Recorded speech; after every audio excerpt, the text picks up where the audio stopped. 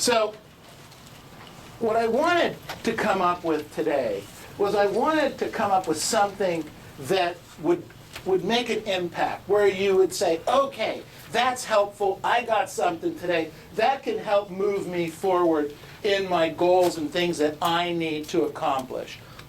And then reviewing what makes successful agents successful. You can break it down 150 different ways, but we want to try and make it as simple as we possibly can. Write this down. This is a commonality, in my opinion, on top agents that are making $200, $300, $400, $500, $1 million, million plus a year. Write down the word, they all have routines. Write that sentence down. They all have routines. They all have routines. So what's the definition of a routine? Definition of a routine is a set of customary and often mechanically performed procedures or activities. A routine then could be brushing your teeth, right? Is that a routine? Yes. Getting up in the morning, brushing your teeth automatically. We don't even think about it. Getting up in the morning, brushing your hair. Getting up in the morning, brushing your teeth, going into the shower. The way you drive to work could be a routine, going the same way all the time. That's a routine. Stopping at the same Starbucks and getting the same drink. Where you walk in, this is scary. When you walk into Starbucks and they have your drink ready, that's scary. How many does that happen to? A lot of you. You walk into Starbucks and they see you coming from the parking lot. They already got your drink, you pay for it, boom, you're gone. That's a routine. Now, routines can be good and routines can be bad for you. Routines can be good and routines can be bad for you. I wrote down here, a routine is a very powerful tool for creating lasting success in life and business. It instills discipline and consistency. Write those words down. Discipline and consistency, which are critical to our success in this business, actually critical to success in everything we do. Discipline and consistency. In exercise, is discipline and consistency important? Say yes. Yes. In health, in the food you eat, is discipline and consistency important so that you know, look, if you're disciplined and you're always eating the same pizza and you're eating it every day because you're consistent with it, you're going to gain weight in large proportions. But if you're consistent and disciplined with the amount of intake and consistent and disciplined with that, then you won't have a weight problem over time. Consistency and discipline. So, okay, Neil, but so what? You know, how does that apply to me? What's that a commonality for a top agent? Are you telling me because the top agent gets up in the morning and brushes his teeth that top agent is like me? Maybe. Are you saying that top agent goes into the Starbucks and orders the Starbucks, doesn't even order it, walks in and gets it delivered to them? Maybe. Here's the difference on the Starbucks. They show up at 5 o'clock in the morning and you show up at 10. There's not a lot of laughs on that one. But it's true. Superstars start earlier and they stay later. Think about it. So write this down. Here's the commonality. Simply put, superstars get the morning right. Superstars get the morning right. They get the AM right. We need to become like the superstars. We have to set up to our morning routine to ensure success. So write these activities down.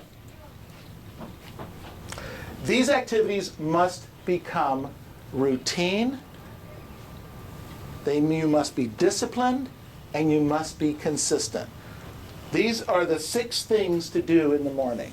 Number 1, and not necessarily in this order, but this order helps. Exercise a minimum of 45 minutes a day, 5 days a week. Next thought. Touch your family, hug them, write them a note, have some interaction with family in the morning. I wrote down here, I wrote down spiritual, whether it's prayer or go to church, or if you want to do affirmations, or just sit and meditate, whatever it is for you. But do something for yourself. I wrote down here, the 4th thought is eating right. I wrote down here, less is more. The less you eat, the better you feel, the more stamina you will have. The harder you can work and do what needs to be done on a daily, weekly basis. I wrote down the 5th thought, prospecting. Minimum standard daily in the morning, no fail. And number 6, daily follow-up. Daily follow-up. Prospecting makes no sense if you're not following up. And one of the things I learned in coaching over the last 40 years, that some of you are phenomenal prospectors. You go out, you get the leads, you put them in a stack, some of you put them in a card index, some of you are great, you put them into a computer. You've got them.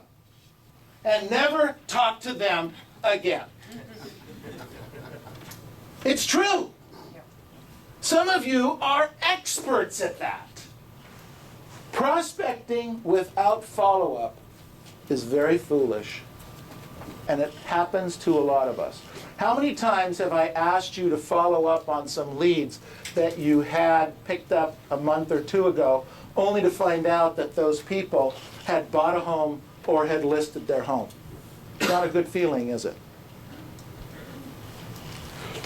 So, those are the 6 activities you need to include on a daily basis and build a routine around them. Let's write down 3 things you have to exclude in order to make a powerful routine in the morning.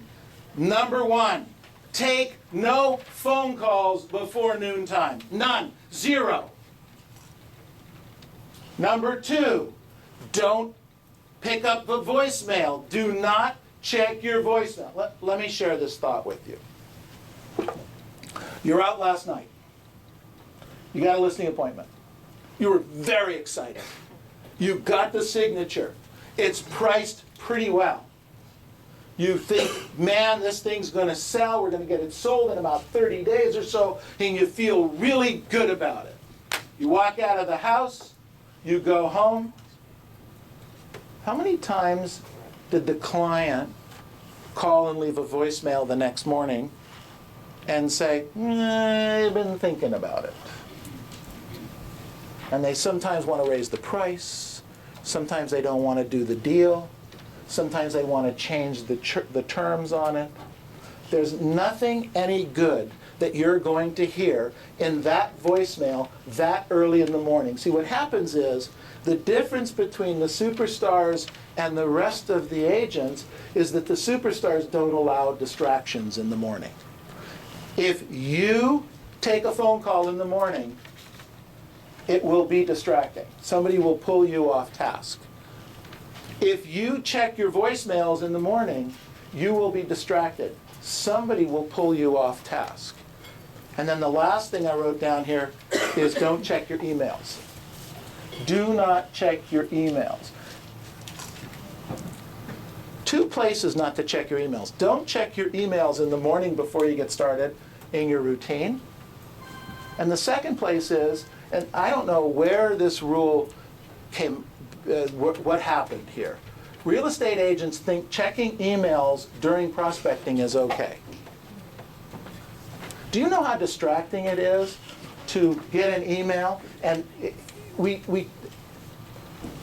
back up a second. Who's got their cell phone on them right now? Okay, most of you, right? Have you gotten a text message or an email yet this morning since this meeting's been going on? Have you looked at your phone? Come on. Yes. Yeah. A third of you say yes. The other 2/3 are telling the truth. All of us. All of us. I have to leave when I go to a Mike Ferry seminar.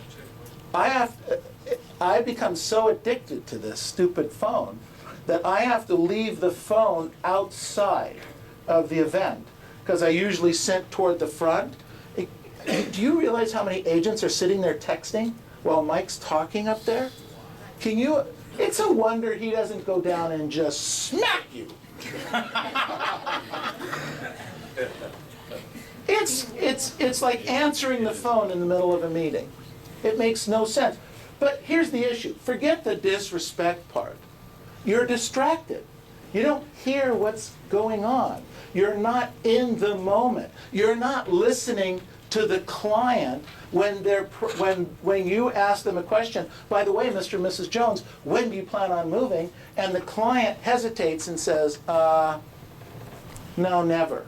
Well, just that hesitation might lead you to the next question of, wow, sounds like because of that hesitation, maybe you were thinking about it.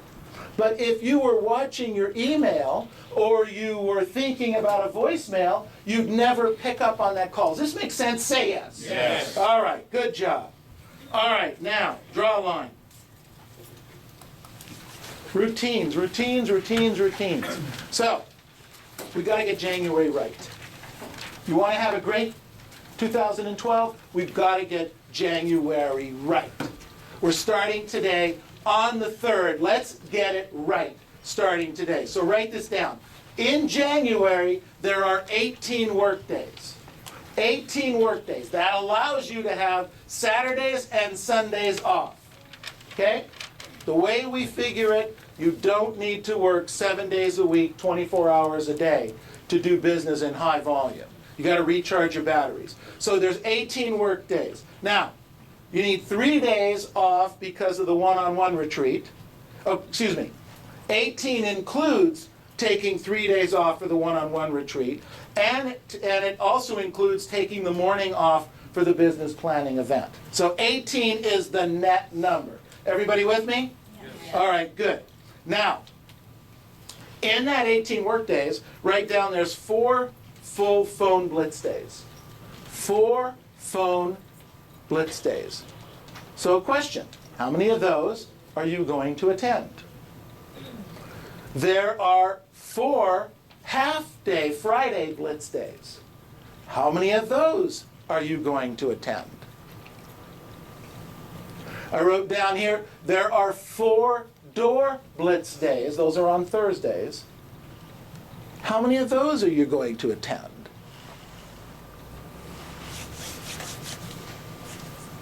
Now, let's see what the results could possibly be. We have 18 work days. We subtract 4 full blitz days from that. Comes up to 14 days. And we're going to go see 5 expireds at the door per work day. 5 for the month, 5 a day, for the 14 work days. That equals 70 expireds. Write down 70 expireds at the door. We know that 30% of the people are home. Between 28 and 32% of people are home. So that's going to give you 21 face-to-face contacts with expireds at the door for the month of January. It's huge. 21 people to talk to that have expired, their home has expired. So here's a question. If you talk to 21 expireds at the door in the month of January, do you think you could take a listing? Yes. Take 1 listing, 2? 2 or 3? 3? Do I hear 4? 3 each would be good. That would be nice. 21 people at the door. Take 1 or 2 listings each. So write down there, next to that, how many listings you'd like to take. Now I wrote down here, you got 18 work days. We subtract 4 full blitz days, gives us 14 days that we're going to preview property, 5 houses a day, 5 days a week. So that means we're going to see 70 properties. We're going to preview 70 properties. My contention is, first of all, if you see 70 properties in the next 30 days that you haven't seen before, you'll be more knowledgeable in the marketplace, right? Say yes. Yes. Okay, we're going to be some more knowledgeable here.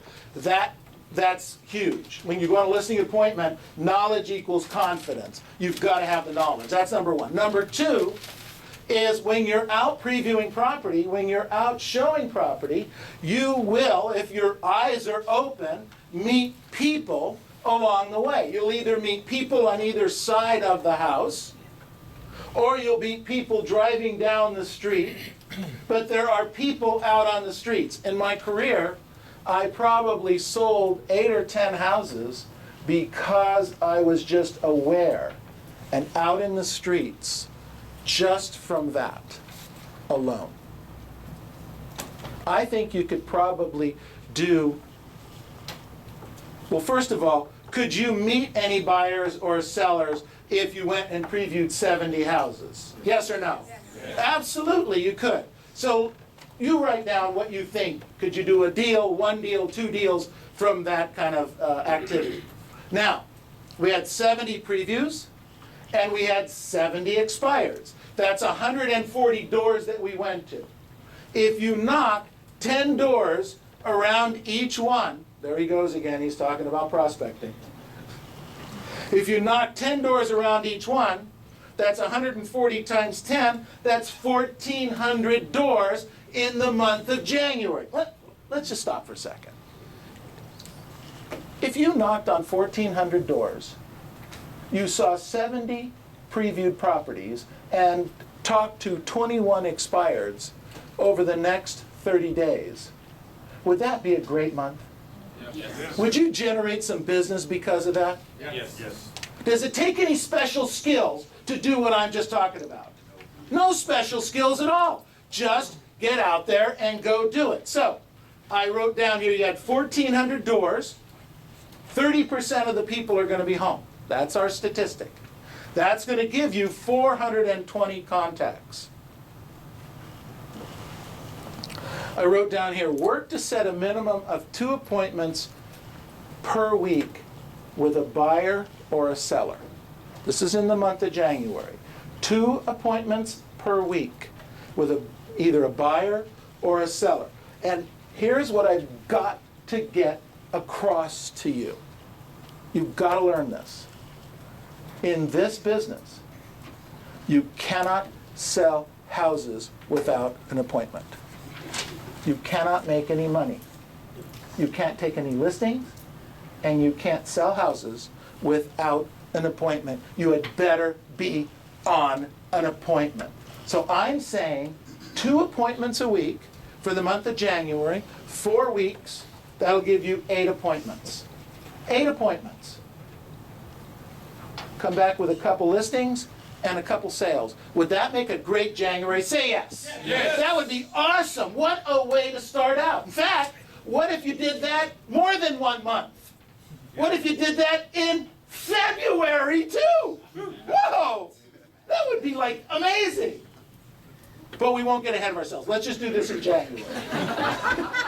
Okay, I don't want anybody to get crazy here. Let's just do this in January. All right, so draw another line. 7 powerful thoughts to consider while developing your routines. 7 powerful thoughts to consider while you're developing your routines. Now remember what I said. In order to change, you have to change something today. You have to change something today. So if you normally do this, you better do something different. If you normally drive home a certain way, don't. If you normally don't prospect on Blitz Day, prospect. Do something different. If you normally don't show up for the advanced script class at 1 o'clock, show up. If you normally show up for the script class but don't do everything you're supposed to do during the class, Today, do it.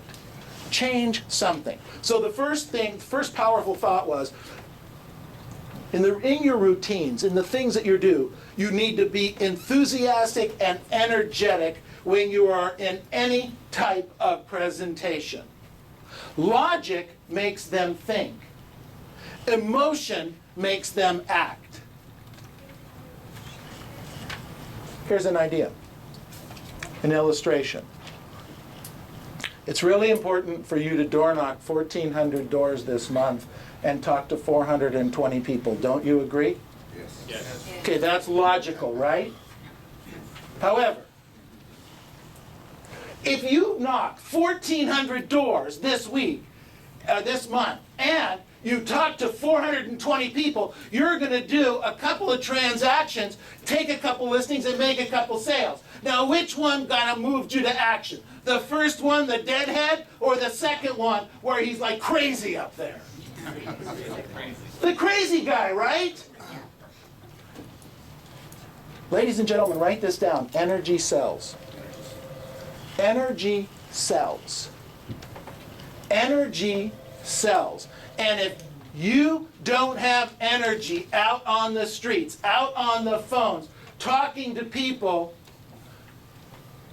that's one of the big tools of the superstars. They project energy. And they work every day on their routines to maintain energy so that they have it. Here's an example of a routine. On Sunday night or Monday night, before a sales meeting, I will not have a drink. I will not have a drink. Because when I come here the next morning, I don't want to be lethargic at all. I want to be as on. Now that doesn't mean on every other night I'm having 8 or 9 bottles of scotch. Okay. But as much as I like a single malt scotch, I don't touch it on sales meeting night. Number one. Number two, I really enjoy a cup of coffee on the way to work in the morning. You know, get it all fixed up, put it in my little hot cup, and drink the coffee on the way to work. I will not have coffee in the morning on sales meeting day. I want to be ready, I want to be up, I don't want to be clouded, I don't want the caffeine in the blood. Those are my rituals and routines, and I don't break them. I don't break them. What are yours? What do you do when you go to a presentation? Be enthusiastic, be energetic, be up, be excited. I wrote down number 2. Regarding selling, make the time you spend presenting about them, not about you. Make your presentation about them, not about you. And this can only be done by asking more questions. Stop telling. Ask questions. You're telling too much. You're not asking enough questions. Number 3, we have to learn the scripts so that they become who we are. You can't concentrate. This is critical. We talk about this all the time in our scripts practice classes. You can't concentrate on the client. You can't be into the client. You can't listen to the client if you're worried about thinking about what to say next. Don't do that. Learn the scripts. Internalize them. Learn what to say and how to say them. I wrote down here, number 4. Closing. Way, way too many of you stop closing after the first or second close. And we've proven, beyond a shadow of a doubt, that the real sales, the great sales, come on the 4th, 5th, 6th, 7th close. The first one, the first 2, those are the knee-jerk reactions. You know, when you walk into the store, you know, you kind of want to buy a suit. Ladies, you know, you're looking for a nice blouse or a pair of shoes. Salesman comes up to you and says, "Hi, can I help you?" What do you say? No, I'm just looking. No, I'm just looking. Knee-jerk reaction. We all do it. So are your clients. No, I'm really not ready to buy or sell a house. No, I'm not really interested to do that right now. Keep closing, keep asking, keep identifying, keep asking questions. I wrote down here number 5. Since we become what we think about most of the time, Earl Nightingale told us that years and years ago. We become what we think about most of the time. Let's answer the following questions. First one is, where will I be 1 year from now in this business? I need to think about where I'm going to be in this business a year from now.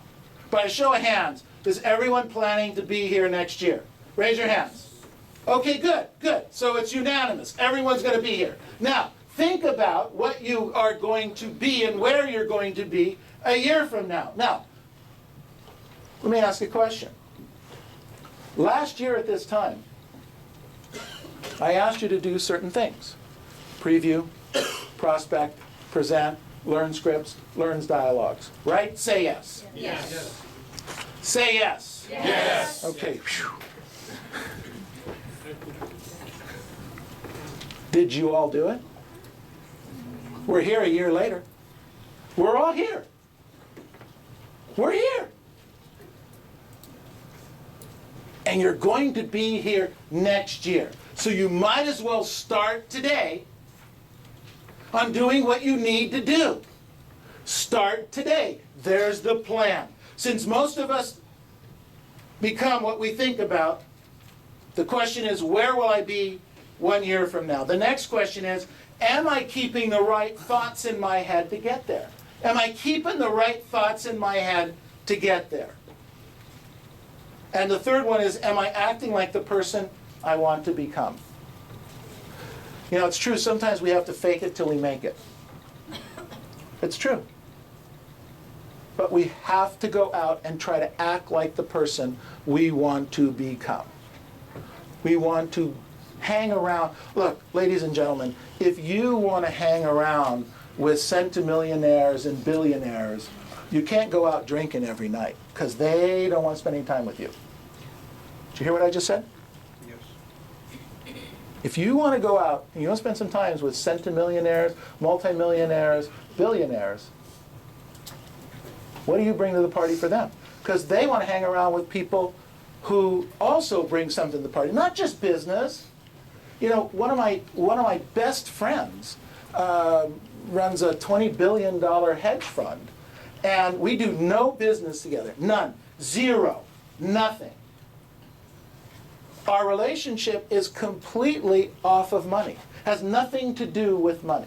Has to do with philosophy, has to do with where we are in life, has to do with children. But it has nothing to do with money. I would never meet this guy if my values and my character weren't consistent with the values and character that he was interested in hanging out with. Does that make sense? Yes.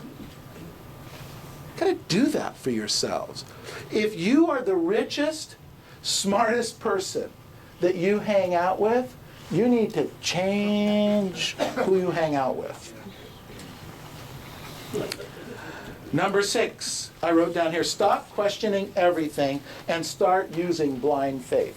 Stop questioning everything and start using blind faith. Quit overanalyzing what you're being taught. The system works. You go out in the month of January and you do what we lined out, you are going to get leads. You follow up on those leads, you're going to turn those leads into listings, and you're going to turn those listings into sales. It's just going to happen. I also know if you don't do it, you won't get anything. So there's your choice. Do or don't do. And the last thought here is number 7. Our results depend in life on these 3 words. Attitude, how our attitude is in life. Approach, how we approach things, and our expectations, number 3. What we expect from the meeting, from the week, from the month, from the class. I wrote down here, ladies and gentlemen, today matters. Today matters. What routines will you start to create today, this week? The question I wrote down is, will they be routines from last year that got you where you're at, or are they going to be routines for 2012 that'll get you to where you want to go? Your choice. You choose. Now let's go out and make this the best week ever. Thank you.